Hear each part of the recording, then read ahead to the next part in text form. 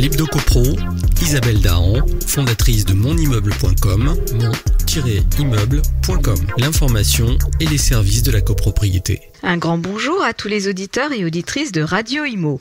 J'aurais peut-être dû aborder ce sujet un peu plus tôt, car nous sommes maintenant au cœur de la période hivernale, mais comme cette question revient tous les ans, lorsqu'il commence à faire un peu froid, le moment reste propice.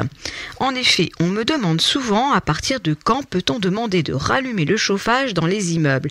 C'est vrai que parfois, dès la fin septembre, on se gèle dans nos appartements parisiens.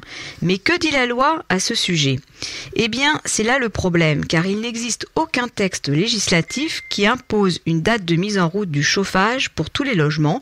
Il n'y a donc aucune période légale de référence. Mais alors, c'est l'anarchie totale, me direz-vous. Comment faire si on n'est pas d'accord avec ses voisins, ceux qui sont trop frileux ou ceux qui préfèrent mettre plusieurs épaisseurs de pull pour réduire la facture de chauffage ? En fait, la plupart du temps, on retrouve cette date de mise en chauffe dans le règlement de copropriété, mais si ce n'est pas le cas, c'est le syndic qui la fixera en accord avec le syndicat des copropriétaires et qui la fera inscrire dans le contrat du chauffagiste. On va dire que dans la majorité des cas, la période de chauffe commence au 15 octobre pour s'arrêter au 15 avril. On est donc chauffé 6 mois dans l'année et ce n'est pas rien. Mais pour certains, comme vous l'avez compris, ce n'est pas suffisant et ils voudraient que l'on rallume le chauffage plus tôt, dès le début du mois d'octobre par exemple. Mais ce qui est sûr, c'est qu'avec le dérèglement climatique, on ne sait plus trop à quoi s'attendre à présent. Des printemps plus frais ou des automnes plus doux.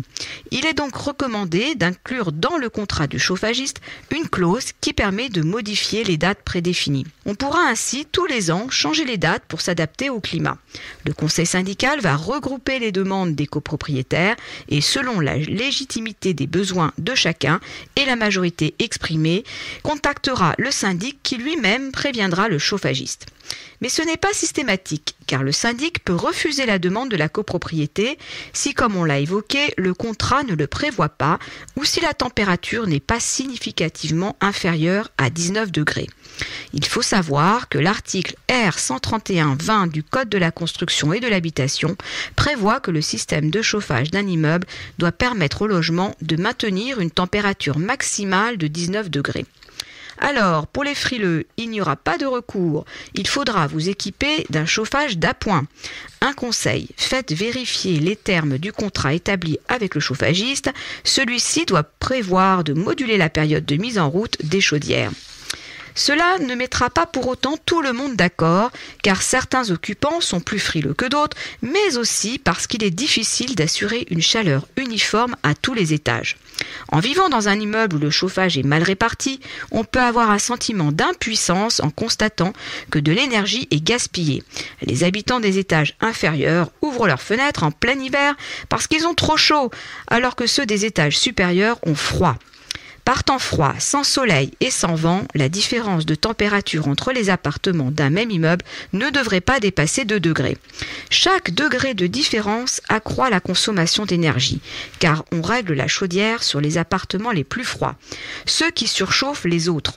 Par exemple, 4 degrés de différence augmentent la consommation d'énergie de plus de 15%. Alors, si la disparité est importante dans votre immeuble, cela peut venir d'un déséquilibre hydraulique ou la tuyauterie peut s'être obstruée, c'est l'embouage.